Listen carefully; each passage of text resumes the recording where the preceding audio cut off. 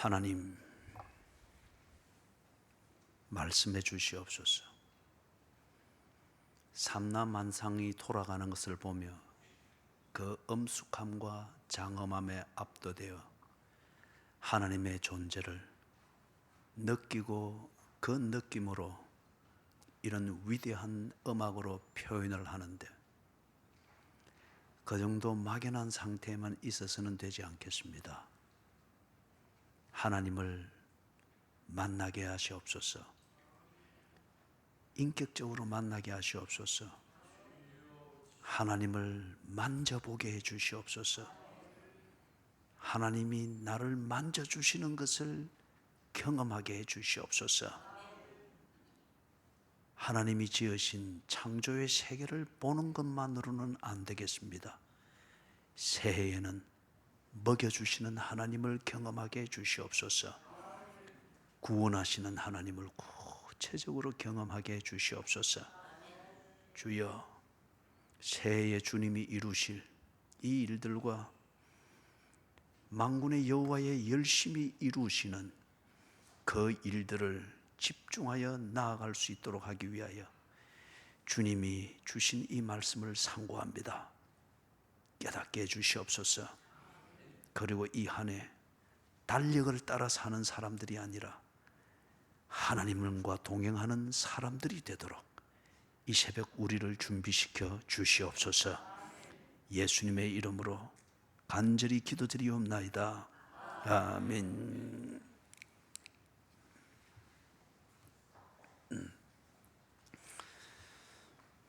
이스라엘이 죄의 체질에 길이 들어져 버렸습니다.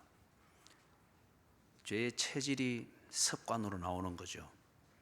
그래서 이 습관이 주는 대로 그렇게 따라가면서 사는 것, 그게 죄의 체질대로 그렇게 사는 겁니다. 죄는 하나님에 대해서 거부감을 가지는 겁니다. 하나님을 미워해서라기보다 또는 하나님을 부정해서라기보다도 내 생각과 내 관심을 너무 중요하게 여기기 때문에 그렇습니다. 그래서 어떤 경우는 많은 사람들이 하나님의 존재를 인정하고 하나님의 존재를 의식하지만은, 그러나 내 관심과 우선 내 필요한 것, 이것이 더 소중하고 그것에 집중해야 되기 때문에 두려운 하나님이지만은 그러나 하나님을 멀리합니다. 피합니다. 이걸 두고 내가 하나님 미워서 그런 게 아닙니다, 그런다고 해서 이게 죄가 안 되는 게 아니고, 그게 죄입니다. 하나님을 싫어하는 것, 적극적으로는 하나님을 싫어하는 것, 소극적으로는 하나님을 좋아하게 하진 하지만은 지금 내가 더 관심 있는 게 있고 더 급한 게 있기 때문에 그걸 위하여서 좋아하는 하나님이지만은 우선 그분을 뒤로 좀 미루어 두는 것, 이게 죄입니다. 이스라엘이 체질적으로 이게 길이 들어져 버렸습니다. 쉬운 말로 말하면 자신들의 욕심을 따라 사는 이게 체질이 되어 버렸습니다. 그리고 그렇게 살지 않으면 재미가 없고 사는 감각을 느끼지 못하는 그런 사람들이 되어 버렸습니다. 그러다 보니까 하나님의 통치를 받지를 못합니다. 하나님이 축복하시는 것을 받지를 못합니다. 하나님의 축복을 받는다는 건 다름이 아니고 하나님이 한 약속이 이루어지는 것을 보는 겁니다. 죄가 체질이 되어져 버리니까 하나님의 통치를 받을 수가 없고, 그러니 하나님이 약속한 것을 알 수도 없거니와 약속한 것을 이루어 가시는 그걸 보고 깨달을 수가 없습니다. 하나님께서 이 이스라엘을 고쳐놓기를 원했습니다. 그래서 아라비아 반도 북쪽에 거주하던 그 좀 아주 잔인한 그 한 민족을 사용했습니다. 전쟁의 형식이죠. 아라비아 반도 북쪽에 있는 이 미디안이 요단강을 쭉 거슬러 올라와서 그리고 그걸 건너서 갈릴리까지 들어왔습니다. 낙타를 타고 그들은 다녔죠. 그래서 이 미디안이 들어와서 가나안 땅, 므낫세 지파의 땅에 들어와서 거기 정착을 하면서 기지를 만들고 정착하면서 상주하면서 거기서 약탈을 일삼았습니다. 그러니까 특별히 이스라엘 중에서도 므낫세 지파가 이게 할 짓이 아닙니다. 누구를 위해서 농사를 짓는지, 그리고 이스라엘 평원은 이스라엘의 중심 곡창지대입니다. 추수 때가 되면 이들이 싹싹 다 약탈을 다 해갑니다. 그렇기 때문에 이 이스라엘이 좌절을 맛봅니다. 절망을 맛봅니다. 한 해를 지나고 계절이 바뀌면 바뀔수록 절망감이 더 커집니다. 왜냐하면 약탈을 눈앞에서 뻔히 당해야 되기 때문에 그렇습니다. 하나님께서 이 미디안을 사용하셔서 이스라엘을 그렇게 공경에 처하는 이 섭리를 하시는 것은 목적이 하나입니다. 이스라엘을 고쳐놓기 위해서입니다. 죄의 체질이 되어져 버릴 때, 그리고 그게 습관이 되어 버릴 때는 여러분, 아무리 도덕을 가르치고 아무리 교육을 100년 대계의 교육을 가르쳐도 바뀌지 않습니다. 도둑놈 심보를 가지고 있는 아이가 어릴 때에는 못 하나를 훔쳐가는데 그 심보를 고치지 못한 채 도덕을 가르치고 교육을 가르치고 경제 논리를 가르치고 법을 가르쳐 놓으면은, 그래서 대학을 마치고 나면은 뭘 하는가? 못 하나만 훔쳐가던 아이가 커서 많이 배워놓으니까 똑같은 도둑놈 심보를 가지고는 철도 레일 자체를 다 걷어가 버립니다. 예? 그렇기 때문에 여러분, 하나님께서 이 이스라엘을 고치기 위하여서 그들에게 뭔가 예배드리는 형식이 어떻고 기도를 이렇게 하고 이걸 가르칠 문제가 아니에요. 그 체질 자체를 고쳐 놓아야만 했습니다. 그걸 설교를 듣는다고 해서 될 문제가 아니고, 제사를 몇 번 드린다고 해서 될 문제가 아니고, 금식기도 한다고 될 문제가 아닙니다.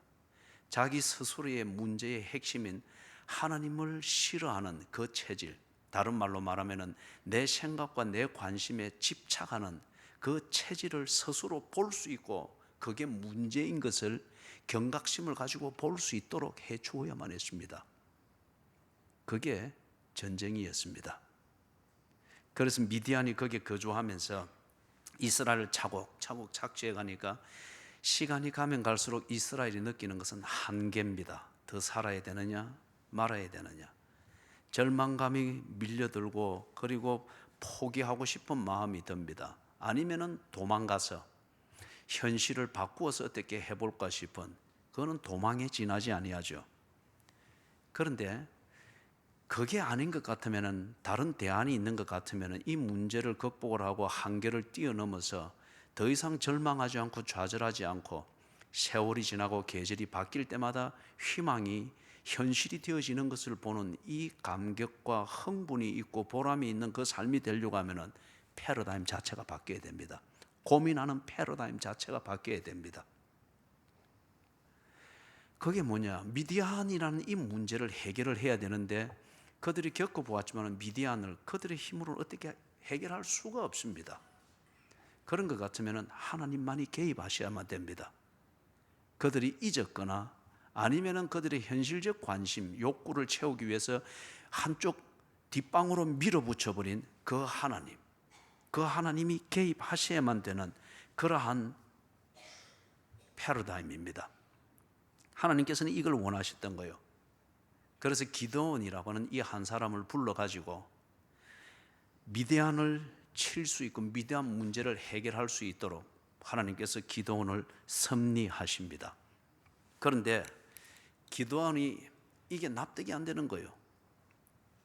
그래서 기드온이 하나님께 부탁을 했습니다.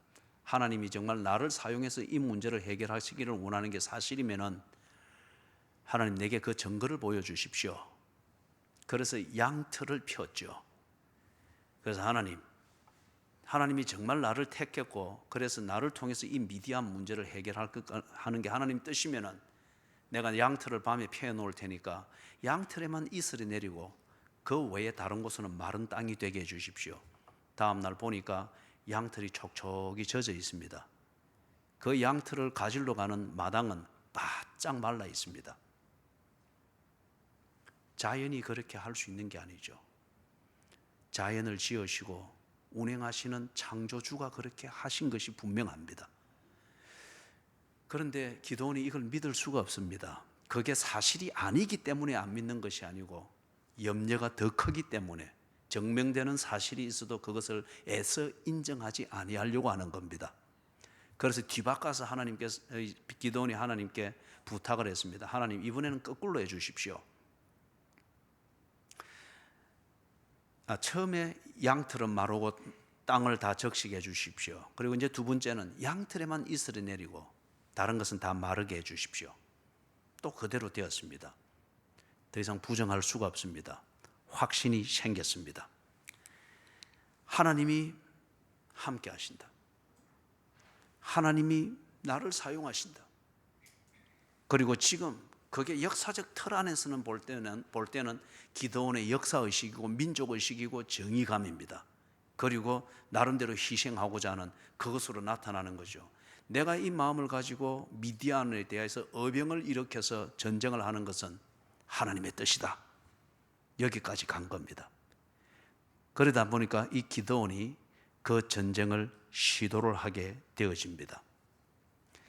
하나님을 불신하고 자신의 욕구와 자기의 관심과 자기의 방식을 따라서 무언가 정의감을 발휘하고 또는 뜻을 이루려고 하다 보니 하나님의 청사진을 무시할 수밖에 없었던 체질이 되어버렸습니다.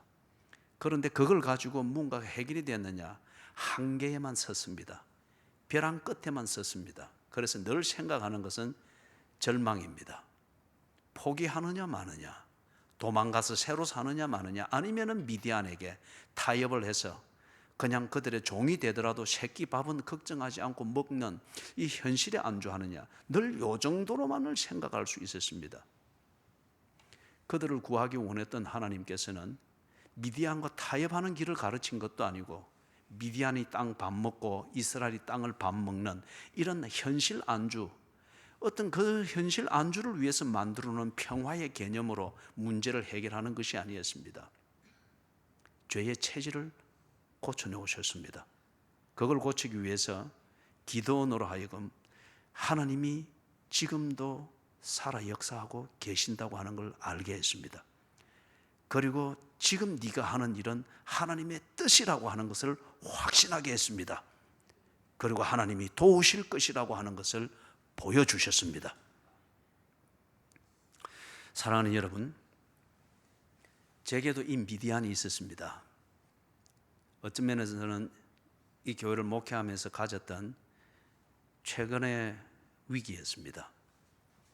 이 미디안을 어떻게 극복할 것인가를 두고서 많은 고민을 했지요.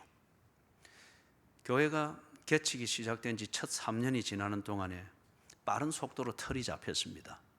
교인의 숫자가 그러하고, 그리고 교인들의 성도의 교제가 그러하고, 재정이 그러하고, 그러면서 의기투합이 되어지고 하면서 건물을 구하고, 그리고 여기에 이사를 와서 쭉 그렇게 해서 아주 빠르게 틀이 잡혔습니다. 3년이 했습니다.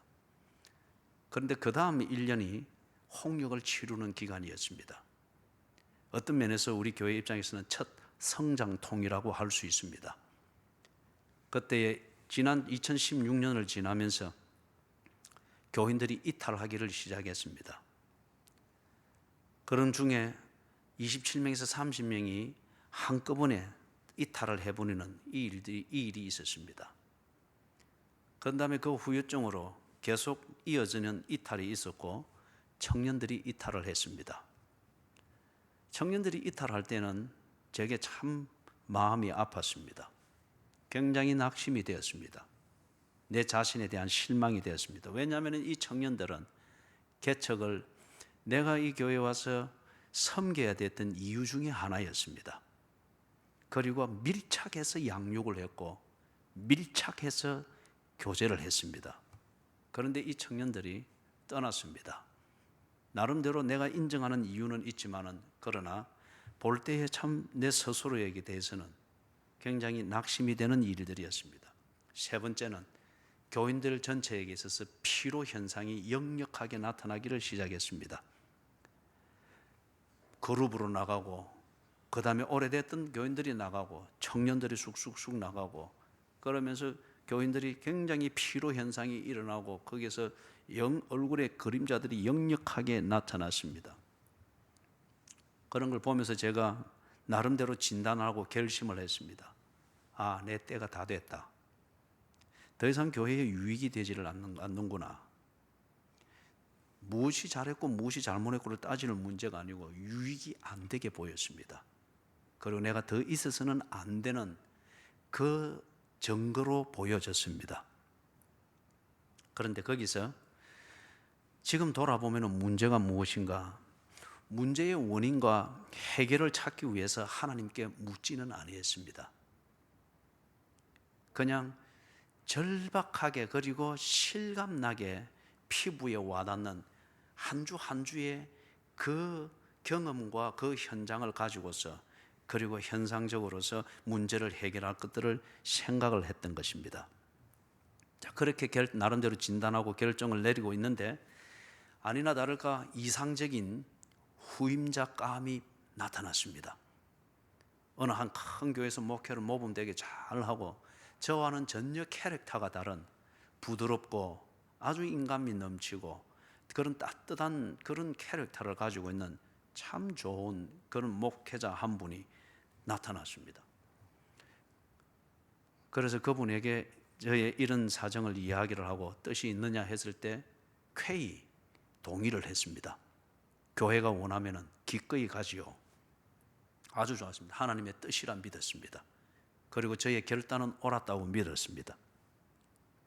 그래서 기다리면서 교인들과 전체적으로 의논도 하고 이렇게 할 시기를 조정을 하고 있으면서 특세 3주를 하고 그 일들을 하리라 생각을 하고 특세를 광고를 하고 준비를 하는데 특세를 시작하기 바로 그 전주에 그 목사님이 생각이 바뀌어가지고 다른 임지로 부임을 해 가셨습니다. 후임자가 없어져 버린, 후보자가 없어져 버린 상태예요. 그리고 특세가 시작이 됐습니다. 난감했습니다. 왜냐하면 저는 특세를 할 때에 나는 더 이상 이 교회에 유익을 끼칠 수 있는 목사가 아니다. 내가 있으면 있을수록 이제 피로 현상이 가득한 이 교인들에게 그 피로 현상으로 다 무너지게 만들 뿐 더 이상 목사로서의 기능이 없고 역할이 없다는 전제를 가지고서 특세를 시작을 했습니다. 그렇게 하면서 하나님 앞에 양털 5개를 펼쳐 놓았습니다. 그 양털 5개를 오늘 여러분들과 좀 나누기를 원합니다. 길지는 아니할 겁니다. 양털 5개를 펴 놓은 것은 기도원이 그래 했던 것처럼 하나님께서 정말 저를 이 교회에서 목회를 하기 위해서 부르신 분이 하나님이 맞습니까? 그리고 지금 이런 상황이 되었는데 내 때가 다 된 것이 아니고 여전히 더 목회를 하게 하는 것이 하나님의 뜻입니까? 그렇다면 이 양털 5개에 이슬을 내려주십시오. 그 비장한 각오를 가지고 특세를 시작을 했습니다. 5개 중에 첫 번째는 이것입니다. 하나님께서 내 가정을 돌보신다고 하는 것을 보여주십시오. 가정의 형편도 아주 어렵고 절박했습니다. 약 한 20년 대출을 갚아 나가는 그런 문제도 있고 그리고 그 대출을 갚아 나가는 것이 점점 마이너스가 되어지면서 어려워지기를 시작하고 뭔가 내가 또 해결을 해야 될 문제도 있고 그런데 지금 교회는 그런 상태로 필요 현상이 역력해지는 거 있고 이게 되면 짐이 되어지고 교회도 짐이 되어지고 가정은 가정대로 그렇게 되어지고 그래서 하나님 내가 이곳에서 목회를 하는 게 하나님의 뜻이면은 제 첫 번째 양털에 이슬을 내려주십시오. 내가 아니더라도 가정을 돌보고 가정이 정상적으로 되는 것을 보여주십시오. 무모한 것일 수 있습니다. 특세를 시작하고 3일째 되는 날 집에서 전화가 왔습니다. 아내가 큰 교통사고를 당했습니다. 차가 고속도로로 진입하는데 브레이크가 파열이 되었습니다. 그리고 내려가는 길이 되다 보니까 가속도가 붙으면서 아내가 어쩔 줄을 모르다 하다가 가드레일을 받으면서 고속도로 한 중앙으로 가서 2개 차선을 물고 가로로 서버렸습니다. 이미 충돌을 2번을 하면서 그렇게 되어 있는 상태에서 고속도로 그 도로를 제가 알거든요. 시속 110km가 제한입니다. 와서 받으면 그냥 끝나는 겁니다. 그런데 그때 마침 아무것도 안 받치고 아내가 그냥 문 열고 여러분 볼보라고 하는 자동차 선전하는 거 옛날에 선전했던 걸 알고 있어요. 낭떠러지 굴러 떨어졌는데 문 벌컥 열고 운전사가 나오면서 What's up? 무슨 일이 생겼지? 그래서 볼보가 가장 강한 차라고 해서 많이 팔렸습니다. 지금은 뭐 좀 다른 얘기가 됐지만 아내에게 그 큰 사고를 당했는데 아무 이상이 없이 고속도로로 나온 거예요. 그리고 사람은 전혀 다치지 않은 채 차는 폐차를 시켰습니다. 바로 그 적석에서 폐차로 끌고 간 거예요. 그래서 그 소식을 듣고 몇 긴 이야기를 중략하고요, 이 양털에 이슬을 내린 게 분명하다.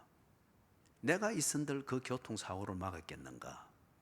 내가 있은들 그 교통사고에서 아내를 구할 수 있었겠는가? 내가 있은들 브레이크 파일을 막을 수 있었겠는가? 사람의 생사화복은 하나님께 달렸고 하나님께 생사화복이 달려있는 것을 믿으면 왜 가정을 돌보는 것, 지금까지 견뎠던 그걸 왜 이제 와서 견디지를 못하겠는가? 하나님께 회개했습니다. 하나님이 돌보시는 게 분명했기 때문에, 그리고 그렇게 믿어졌습니다. 두 번째 양털이 있습니다. 두 번째 양털은 교회 대출 문제를 해결하는 이 제가 가지고 있는 기본 원칙이, 하나님이 만약에 저로 하여금 이 교회에서 목회를 하는 게 하나님의 뜻일 것 같으면 교회 대출 22억 3천만 원 정도 되는 이 교회 대출 문제를 해결할 기본 원칙, 내가 가지고 있는 기본 원칙이 교인들한테 통한다고 하는 것을 확인할 수 있게 해주십시오. 왜 그랬느냐 하면은, 이 문제가 심각했는가 하면은, 앞에서도 말했던 것처럼 그 당시에 교회 필요 현상이 역력했고 교인들은 쭉쭉 빠져나갔고, 있는 교인들마저 지금 사기를 잃어가고 필요 현상이 역력했습니다. 그대로 조금만 더 가면은 파산입니다. 경제적 파산입니다.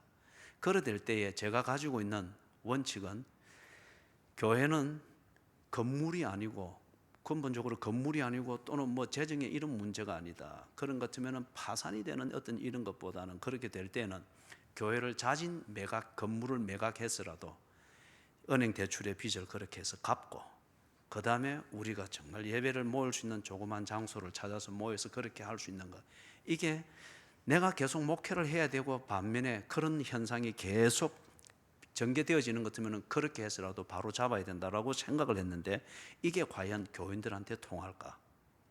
예? 교인들한테 통할까? 그런데 이 양틀에 대해서 첫째 주간 아마 마지막 부분이었다고 생각합니다. 어느 한 교인과 대화를 할 기회가 있었습니다. 그분이 나름대로 자기의 이슈를 가지고 심각하게 대화할 게 있어서 저를 만나자고 해서 만나서 대화를 하는 중에 이 문제가 그분의 입에서 나온 거예요. 그래서 교회가 대출의 문제, 재정의 이런 문제 때문에 스트레스를 받는 것은 우리가 피해야 됩니다라고 하면서, 재정 문제 때문에 스트레스를 받으며 교회 본질에 집중하지 못하는 일이 생길 것 같으면 있는 것을 매각을 해서라도 작은 곳에, 다락방 같은 곳에 모여서라도 예배를 진지하게 들으면서 그렇게 회복이 되는 것이 바람직하지 않겠습니까? 그분이 그렇게 이야기할 때에 하나님께서 천사를 보내어서 제가 펼쳐놓은 양털에 이슬을 내리는 것과 같았습니다. 제가 가지고 있는, 그리고 교인들의 피드백, 긍정적 피드백을 확인하고자 했던 그것에 대해서 정확하게 그렇게 복기를 해 주었습니다. 두 번째 양털에 이슬이 내렸습니다. 그럴지라도 하나님이 나를 부르셨다, 그리고 이 교회를 위해서 내가 목회를 해야 된다고 하는 확신을 가지기에는 아직 세 개의 양털이 남아 있었습니다. 세 번째 양털은 특세를 하고, 특세가 또 바로 지난 직후까지 새벽 기도의 영성이 형편없이 추락을 했습니다. 새벽 기도를 인도하는 제가 그렇게, 목회를 내가 지금까지 해오면서 새벽 기도를 인도하는 게 그리 힘든 때가 없었습니다. 교민사회에서 새벽 기도를 인도할 때는 이사야서를 쭉 몇 개월간 인도할 때에 교인 한 명 앉혀놓고 했습니다. 그래도 힘들지 아니했습니다. 그런데 그 기간 여기서 이제 새벽 기도를 인도하는데, 새벽 기도 나오는 분들은 대개 보면은 교회에서 영성에 있어서는 중심 멤버들이라 할 수 있습니다. 얼굴이 다들 어둡고 찡그리고 졸고, 그리고 한결같이 그런 거예요. 그래, 그게 어떤 다른 그것보다도, 개인적 피로 현상보다도 영적인 문제라고 생각이 됐습니다. 너무너무 힘들었습니다. 하는 것마다 탁탁 다 튀어져 나오는 것 같고, 그리고 그 멤버들 가운데도 이래 분위기를 보니까 갈등이 있는 것 같고 찢어져 있는 것 같고, 이게 참 목사가 참 못할 노릇이다.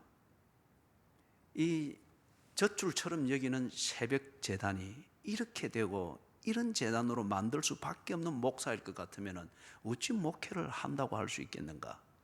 참 자괴감이 들었고 동시에 자책감이 들었습니다. 내가 그렇게 만든 목사라고 하는 이것 때문에. 그래서 하나님께 세 번째 양털은 그것이었습니다. 하나님, 이 교인들이 변하게 해주십시오. 새벽 기도가 회복이 되게 해주십시오. 그러지 아니하면은 저는 여기가 아니라고 믿겠습니다. 그런데 특세 3주 차를 지나가면서 거기에 서서히 회복이 되었습니다. 아마 자기들끼리 있는 갈등도 스스로들 알아서 그렇게들 화해를 하고 적석적석 이렇게 맞추어지는 그런 것들이 눈에 보였습니다. 새벽 기도의 영성이라고 하는 것, 여러분은 어떤지 모르지만 저는 여기에 서면은 여러분의 눈동자 새까만 것까지 보입니다. 이게 일종의 예배 인도자에게 주시는 성령님의 인도하심이라 믿습니다. 영성이 읽어지는 거예요. 회복이 되어지는 것을 볼 수가 있었습니다. 세 번째 양털에 이슬이 내린 겁니다. 네 번째 양털은 제가 정말 교인들에게 유익을 끼치는 목사가 되게 해주십시오. 하나님이 저를 불러서 목회를 하게 하신 것이 분명하다면 교인들에게 유익을 끼치는 목회를 할 수 있고 그런 목사가 되게 해주십시오. 그래서 하나님이 제게 묻는 것 같아요. 이거는 제 느낌이에요. 네 왜 그리 생각하는데? 하나님 다 떠나지 않습니까? 나는 나름대로 그들이 떠나는 것에 대해서 명분이 있고 인정해 주는 것이 있고 그렇다고 할지라도 하나님, 좌우를 분별하지 못하는 자들, 그들을 실족해서는 안 된다고 했는데 지금 교인들 좌우를 분별할 수 있는 자들마저도 그 부분 때문에 지금 의기소침해 있고 영적으로 아주 추락해 있습니다. 이런 걸 못 해내는데 제가 어떻게 목회를 할 수 있겠습니까? 하나님께서 저를 이곳에 목회를 하게 한 게 하나님의 뜻이면은 제가 교인들에게 유익을 끼칠 수 있는 목회를 할 수 있도록 그 증거를 보여주십시오. 저는 그때까지 나름대로 잣대가 있었습니다.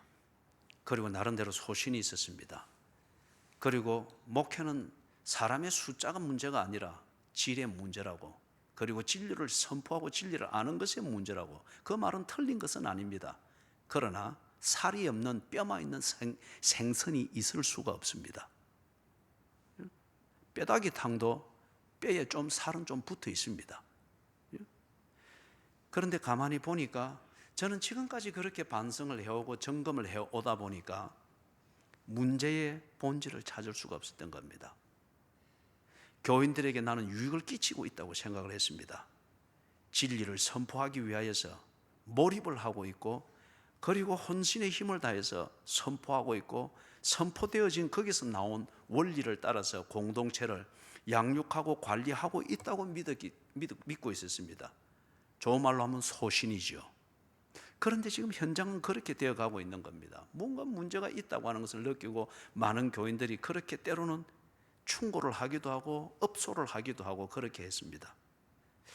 그래서 하나님께 이 양털을 편을 펼쳐놓고 특세를 쭉 해나가는 가운데 제 관점이 바뀌었습니다.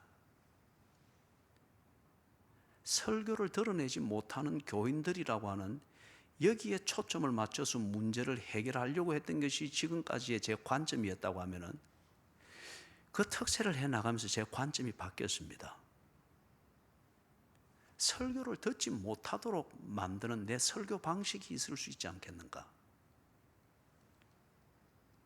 설교를 소화해낼 수 없는 그런 내용이나 논리를 가지고 내가 지금 설교를 하는 것일 수 있지 않겠느냐? 설교뿐만 아니라 대화, 나는 참 인간미가 나름대로 있는 목사라고 생각을 했습니다. 교인들 대부분은 그리 안 느끼지만은, 그래서 제가 그 착각 속에서 그렇게도 견디는 거예요. 나는 화끈한 사람이라고 생각했습니다.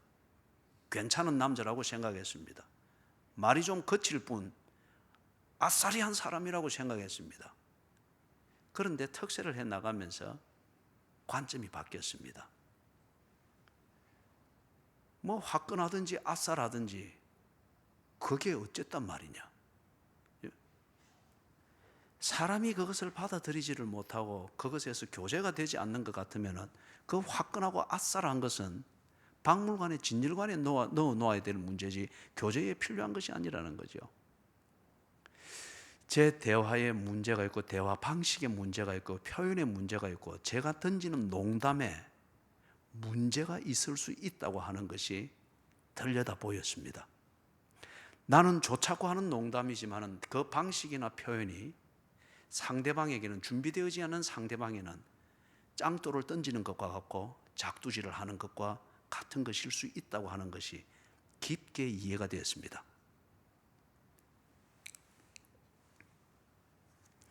목양을 하는 것, 교인을 관리하는 여기에도 내게 문제가 있을 수 있다. 내게 문제가 있을 수 있다.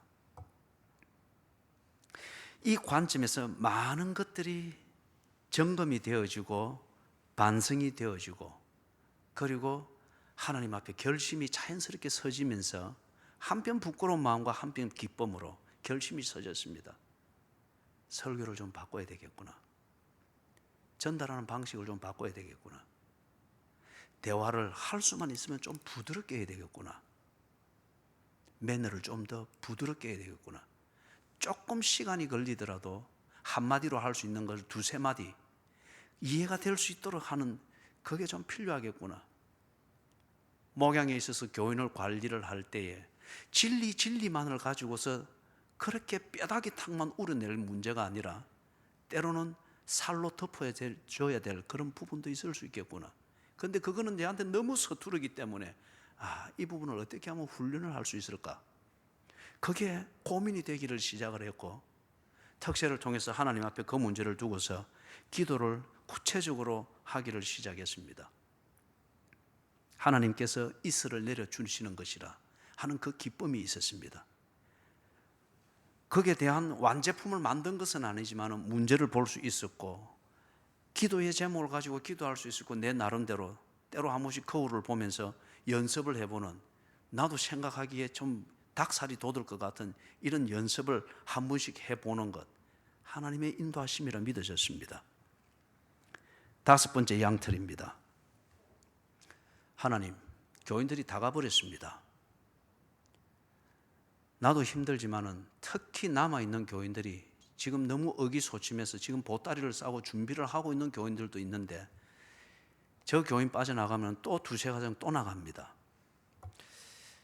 뭐 두세 명이 모여도 교회는 교회겠습니다만은 그런데 하나님, 그런 것 같으면 내가 목회를 할 필요는 없지 않습니까? 그러니 하나님, 다섯 번째 양털은 이겁니다. 특세를 마치고 전도 캠페인을 하나님 하겠습니다. 이 캠페인을 통해서 12월 말까지 5가정이 교회에 등록이 되게 해주십시오.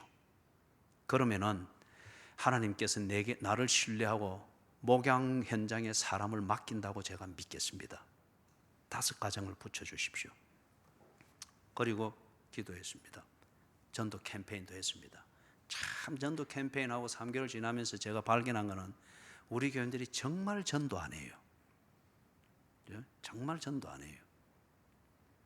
정말 변화를 시도하지 않아요. 그런데 그런 가운데에서도 지난 주일까지 이래 딱 보니까 4가정이 등록을 했고 한 가정은 등록 카드는 쓰지 아니했지만은 꾸준히 지금 오고 있습니다. 그리고 지금 다른 2가정이 등록 카드는 쓰지 아니했지만은 3주째 지금 그렇게 오고 있습니다. 하나님께서 5가정을 그렇게 채우셨다고 제가 그렇게 믿습니다. 5개의 양털입니다. 그런데 이 5개의 양털을 하나님께서 이슬을 내리고 딱 확인을 해준 다음에 특세 이후 지금까지 하나님께서 거기에 다듬어 주시고 보너스로 채워주시는, 그 다음에 양털을 통해서 확인되어진 이것을 결론을 맺어주시기 위해서 그 과정을 끌어가시는 하나님의 만져주심이 계속 있었습니다. 그 중에 하나가 제가 일전에도 이야기를 드렸죠. 상하이 푸동공항에서 4시간을 울며 다니면서 그렇게 간절히 기도하고 회개했던 것인데, 특세 이후 지금까지 하나님께서 나를 만져주시면서 변화를 시키는데 크게 두 분야입니다. 하나는 참된 회개입니다. 참된 회개. 이게 내가 예수를 안 믿었다 어떤 이런 문제가 아니라, 예수를 믿었으면 믿는 사람답게 성숙되어지고 하나님을 닮아감이 있어야 됩니다.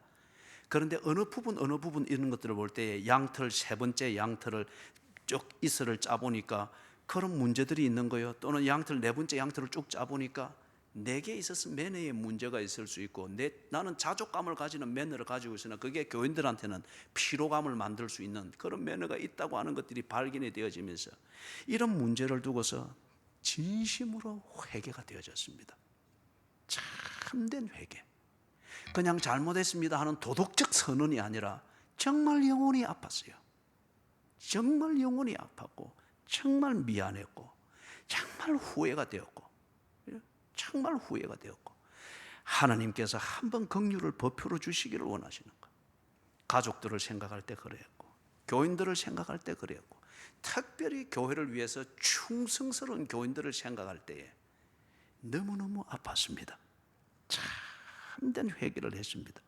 그런 다음에 하나님께서 만져주시는 것이 그 다음 단계. 다음에 우리 이제 2017년도에 이 주제를 깊게 다루게 될 겁니다. 경건이었습니다. 경건. 하나님을 닮아가는 몸부림, 이게 경건입니다. 이 경건을 하나님이 훈련을 시키는데 어느 분야를 가지고 훈련을 시키는가? 지금까지 일전에 제가 수요 예배 시간에 한번 언급을 했죠. 저는 오늘 아내와 한 3번 정도를 통화를 했습니다. 그래 하면서 아내도 기뻐하고 나도 기뻐하고, 그동안 내가 그 다녀오고 난 뒤에 참 얼마나 행복한지 몰라요. 그러면서 그걸 오늘 마지막 날에 같이 덕담을 나누면서, 여보, 나는 내가 생각하기에 남편으로서 거듭났다고 생각한다. 당신은 어떻게 생각하나? 오빠 정말 그래. 오빠라고 불렀어요. 기절할 뻔했습니다. 오빠 정말 그래. 그게 정말 진심으로 기쁜 마음에서 나오는 호칭 아니겠습니까? 그죠? 저는 남편으로 거듭났다고 하는 이게 얼마나 행복한지 모르고, 한편 지난 날을 생각할 때 얼마나 부끄러운지 몰라요. 나는 정말 괜찮은 남편인 줄 알았습니다. 멋진 남자인 줄 알았어요. 어이, 가자.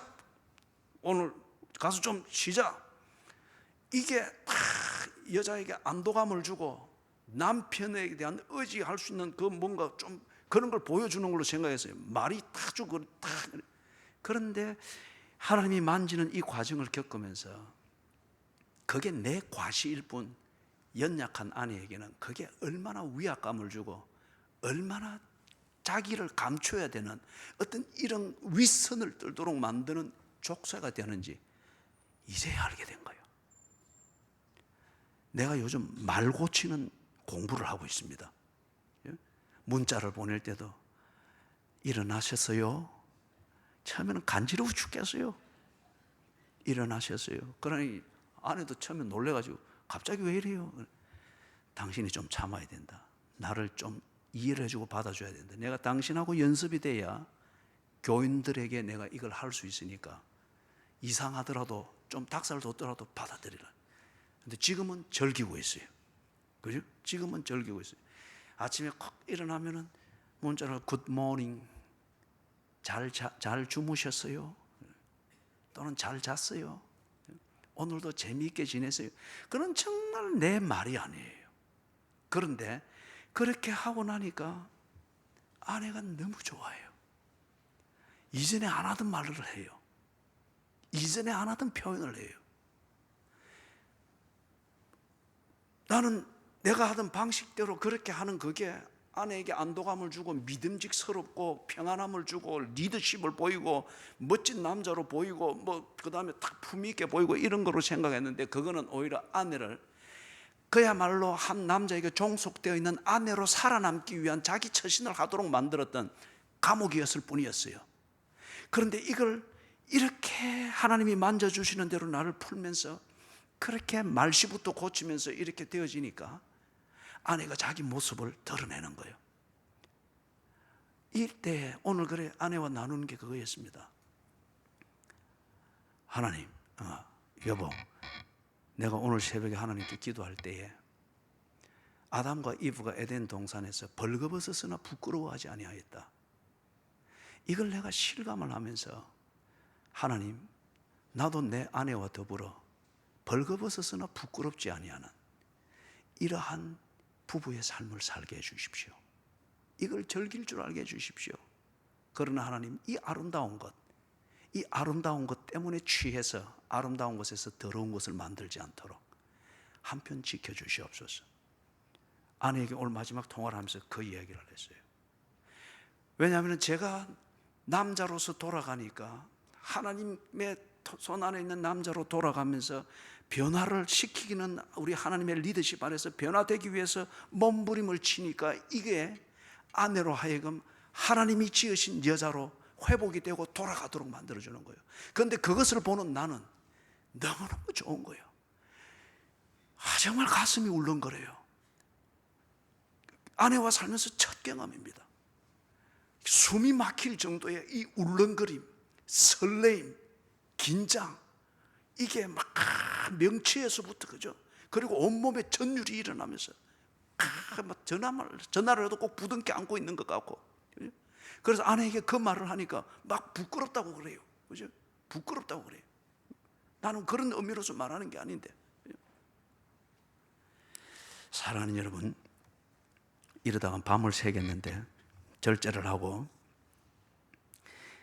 경건을 하나님께서 회개에 이어 참된 회개에서 경건으로서 나를 만지면서 하나님을 닮아가는 이 몸부림을 치도록 만드는데, 아내에 대한 남편으로서 거듭나도록 만지는 거예요. 그래서 이걸 현실적으로 이야기를 하면은 아내의 입장에서 이해를 하기를 시작하고 그게 즐거움이 됐습니다. 아내를 세워주는 길이 무엇인가? 이걸 고민을 하면서 그걸 찾는 게 저의 즐거움이 되었습니다. 아내의 사랑을 끄집어내고 그 사랑을 받는 길이 무엇인가? 나는 당연히 아내가 나를 사랑한다고 믿었습니다. 그러나 그것은 어떤 의미에서 나도 그래 했지만 당신도 내게 있어서 그건 의무감이 크게 작용을 했던 것 같아요. 싸우지 않기 위한 의무감. 그런데 참된 남자로서 나의 아내 된 여자를 사랑하고 여자로서 자신의 남편 된 남자를 사랑하는 이 사랑을 받는 길이 무엇인가? 여기에 눈을 뜨게 하시고 이걸 뒤에서 몸부림을 치게 하시는, 연습을 하게 하시는 그 하나님, 경건의 훈련이었습니다. 마지막 한 가지는 아내를 예수님을 잘 믿도록 도와주는 길이 무엇인가? 이걸 두고 구체적으로, 그죠? 고민을 하면서 거기에 대해서 몸부림을 치게 하는 경건이었습니다. 이게 내게 있어서 지금 사생활을 이야기한다는 이 차원에 여러분 듣지 마시고, 왜 하나님께서 내게 이 차원에서 경건의 훈련을 시켰는가? 기도원으로 하여금 자기 사생활 안에서 양털을, 개인적인 그 검증을 하는 것을 통해서 하나님의 임재를 믿고 이스라엘을 위해서 일하게 했던 것처럼 왜 내 아내에게 이 경건의 훈련을 하게 하고 연습을 하게 하는가?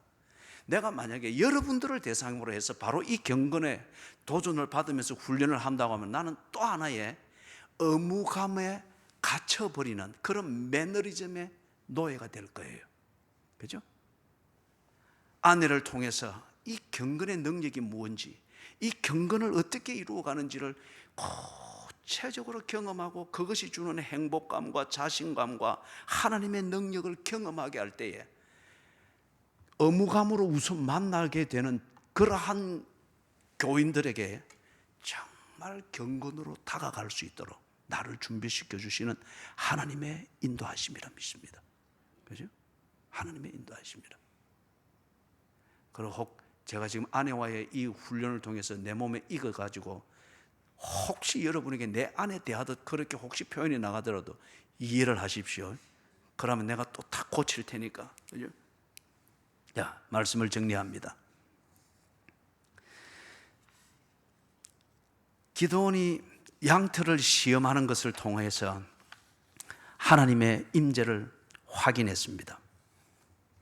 그리고 하나님의 임재가 확인이 되어지니까 미디안을 격파하러 나갔습니다. 격파하러 나갔는데 여러분 7장을 보면은 기드온이 무기를 쓰지 않습니다. 폭력을 쓰지 않습니다. 그리고 전쟁을 위한 사람을 모으지 않습니다.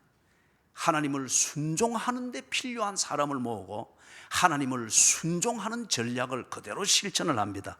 300명이었습니다. 그리고 무기가 아니라 횃불과 항아리였습니다. 그리고 하나님이 시킨 대로 항아리를 깨뜨리고 고함을 질렀을 뿐입니다. 10만의 미디안 군사들이 자기들끼리 치고받고 싸우면서 문제가 쫙 정리되고 해결되어져 버렸습니다. 하나님께서 제게 양털 5개를 가지고서 확인을 시켜주셨습니다.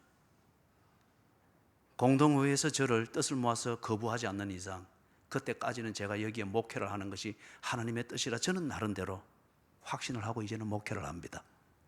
그리고 하나님께서 내게 이 참된 회개와 더불어 경건으로 훈련을 시켜주셨으니 이제는 의무감이나 아니면 진리를 무기로 써서 그렇게 사람을 굴복시키고 주눅들게 만들어서 어떻게 그러한 무기를 쓸 필요가 없는 목회로 인도하실 것이라 분명히 믿습니다. 그렇다고 하면 내가 할 일은 경건의 훈련을 통해서 준비시켜주고 아내와 더불어서 실제로는 부부의 관계를 더욱더 성숙시켜주는 은혜와 더불어 다른 한편 이것을 연습을 삼아서 교인들을 그렇게 섬길 수 있도록 교제를 만들어가고 목양을 할 수 있도록 준비시켜 주시는 우리 하나님을 순종하기만 하면은 이 목양 현장에 미디안을 부술 수 있다고 믿습니다. 그 미디안이 어떤 아이덴티티를 가졌던지 간에 나를 준비시켜 주시고 양털로서 확인시켜 주셔서 나와 함께 하시며 이 전쟁을 지휘하고 계시는 하나님을 순종하기만 하면은 이 목회는 그냥 그렇게 간다고 믿습니다. 마지막으로 여러분들은 어떠십니까? 여러분의 미디안은 무엇입니까? 오늘 여러분으로 하여금 좌절과 절망을 맛보게 만들고 도망갈 것인가 아니면 타협해서 현실에 안주할 것인가 늘 좌절과 절망을 반복을 하면서 그 앞에서 여러분의 삶을 펼치지를 못하고 한 발짝도 전진하지 못하고 있는 여러분을 그렇게 만드는 미디안의 정체는 무엇입니까? 그 미디안 이것을 물리치기 위해서 여러분이 하고 있는 일은 무엇입니까? 미디안을 볼 때에 당시에 이스라엘이 엄두를 내지를 못했습니다. 그래서 어쩐지 미디안은 전제로 해놓고 그 안에서 생존해 남는 것 이것을 두고서 전전긍긍하다 보니까 그들에게서는 절망감과 좌절감, 도망자의 신세 이런 것을 피할 수가 없는 삶이었습니다. 여러분이 맞닥뜨리고 있는 미디안의 정체가 무엇이며 그것을 해결할 엄두가 나지 않습니까? 그렇다고 하면 이 질문에 대해서 여러분이 이 새벽에 대답을 찾고 가십시오. 그 미디안의 직면에 있는 여러분을 향해서 하나님은 뭐라고 하십니까?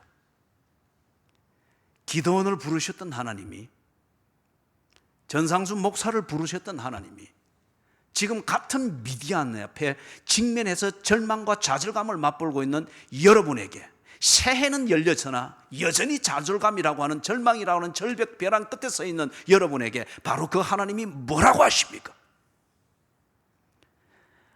하나님의 도우심이 의심이 됩니까? 그렇다고 하면 오늘 제가 여러분에게 5개의 양털을 간증을 했던 걸 참고할 수 없겠습니까? 나를 돕는 하나님이 왜 여러분은 돕지 않겠습니까? 기드온을 도우셨던 하나님이 기드온 이후 3000년 뒤에 살고 있는 나를 도왔습니다. 나와 함께 같은 신앙 고백을 하면서 신앙생활을 하고 있는 여러분을 왜 하나님이 돕지 않겠습니까? 여러분이 맞닥뜨리고 있는 그 미디안을 물리치기 위하여서는 습관 하나 바꾼다고 될 문제가 아니고, 전략 하나 짠다고 될 문제가 아니고, 달력에 동그라미 몇 개를 치는다고 해서 될 문제가 아닙니다. 하나님이 바꾸고자 하는 그 전략을 따라가십시오. 기드온에게 그렇게 하나님이 보여주셨고, 전상수 목사에게 하나님이 그렇게 보여주셨던 것처럼 하나님께서 여러분에게 보여주실 것입니다. 무엇을 위해서? 하나님의 뜻을 확인하도록 하기 위해서. 여러분이 그렇게 사는 것이 하나님의 뜻인지 아닌지 하나님께서 보여주실 것입니다. 그게 비겁한 것인지 그게 하나님의 뜻을 순종하는 것인지 구별하여 판단할 수 있도록 하나님은 보여주실 것입니다. 두 번째로, 하나님의 도우심을 확신할 수 있도록 하나님이 보여주실 것입니다. 하나님이 나를 돕는다고 하는 것을 확신하는 것 같으면 사람은 더 이상 머뭇거리고 주저하지 않습니다. 그 다음 나오는 것은 행동입니다. 항아리를 깨더라도 10만 대군 앞에서 확신에 근거해서 항아리를 깨며 300명이 행동했던 것처럼, 그죠? 하나님이 나를 돕는다고 하는 것이 확신이 되어지면 행동을 하게 됩니다. 하나님의, 지금 내가 하고 있는 이것이 하나님의 뜻이다. 둘째, 하나님은 지금 나를 돕는다. 이 계획을 통해서 하나님은 나를 돕는다고 하는 것이 확신이 되어지면 여러분에게 남아있는 것은 하나입니다. 순종하십시오. 순종하는데 그 순종이 방향이 뭐였죠? 기드온을 통해서도 보았고 전상수 목사를 통해서도 보았던 것처럼 그 순종은 변화를 시도하는 겁니다. 죄에서 떠나는 변화를 하십시오. 참된 회개를 성령이 이끌어가면 회개하십시오. 그게 공항 카페에서든지 여러분의 일터에서든지 싸운 자리에서든지 도망갈까 보따리를 싸고 있는 자리에서든지 성령님이 여러분에게 참된 회개를 요구하면 그대로 순종하십시오. 변화하십시오. 그게 전략입니다. 기드온이 300명의 군사를 데리고서 10만의 대군 미디안을 물리쳤던 것은, 기드온이 했던 것은 다른 말로 말하면 변화를 시도했던 겁니다. 하나님이 주도하는 그 변화를 순순히 따라갔던 겁니다. 그렇기 때문에 전혀 다른 전쟁을 했죠. 무기를 쓰지 아니하고 항아리를 깼을 뿐이에요. 변화입니다. 그런데 그게 그대로 해결이 되어졌고 문제를 해결했고 미디안을 정리해버렸습니다. 사랑하는 여러분, 새해가 여러분에게 주어졌습니다. 그러나 하나님을 순종하지 아니하고 그리고 하나님이 이끄는 그 변화를 거부하면은, 참된 경건을 거쳐 경건에 이르도록 만드는 이 변화의 과정을 거부하면은 또 한 해를 절망과 좌절감 속에서 탓하면서 지내게 됩니다. 기껏 하는 것은 달력을 찢어내는 것, 이것밖에는 없습니다. 그러나 오늘 이 새벽을 통해서 하나님께서 여러분에게 못 믿겠거든 양털을 펴라는 거예요. 그리고 확인을 하라는 겁니다. 그런 다음 하나님을 믿고 하나님을 순종하게 될 때 여러분이 맞이하는 새해는 전혀 다른 게 될 겁니다. 미디안이 없는 새해, 미디안이 있다 할지라도 미디안을 징검다리 삼아 밟고서 여러분의 목적지에 이르도록 만드는 그런 새해가 될 것입니다. 그런 새해가 될 것입니다. 하나님의 뜻이 무엇인가를 분명히 확인하시고 그 하나님이 나를 돕고 계신다고 하는 이 확신의 근거를 분명히 확인하십시오. 그런 다음 하나님을 순종하십시오. 그 순종을 할 때에 어떤 변화를 초래하게 될지라도 그 변화는 꼭 일어나야만 되는 것입니다. 그럴 때에 여러분들이 하나님이 준비한 축복, 하나님이 다스리는 그 나라, 하나님이 이루시는 그 삶, 그 인생, 이것을 여러분의 밥상에서부터 침실에 이르기까지 보게 될 것입니다. 그리고 더 중요한 것, 제가 제 아내와 통화할 때에 거듭난 남편인 것을 인식을 하면서 그 통화할 때에 그 가슴에서부터 온몸에 느끼는 그 설레임, 황홀감, 이걸 여러분들이 그게 뭘 의미하는지 여러분 스스로 경험을 하게 될 것입니다.